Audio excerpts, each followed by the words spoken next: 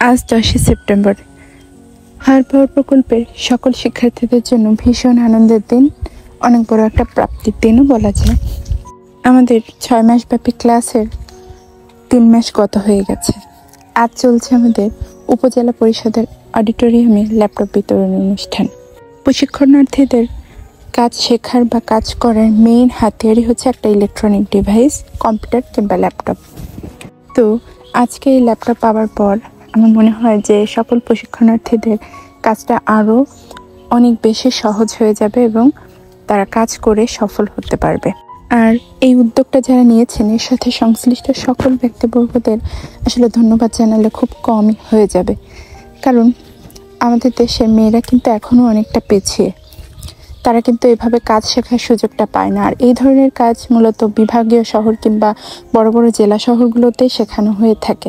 আর বেসরকারিভাবে শেখানো হলে তো মেয়েরা ওইভাবে সুযোগ পাবেই না, কারণ বাসা থেকে অধিকাংশ ক্ষেত্রে দেখা যায় যে মেয়েরা পিছিয়ে এই ধরনের কাজে সুযোগ খুবই কম পায়। আর এরকম একটা প্রশিক্ষণ সম্পূর্ণ বিনামূল্যে, তারপর আবার ল্যাপটপ বিতরণ করছে, তাদের হাতে কাজ করার মেইন হাতে একটা পৌঁছে দিচ্ছে এবং এত ভালোভাবে একটা প্রশিক্ষণ দিয়ে তাদেরকে আত্মকর্মসংস্থানের সুযোগ তৈরি করে দিচ্ছে। সত্যি এটা ভীষণ প্রশংসনীয় একটা কাজ।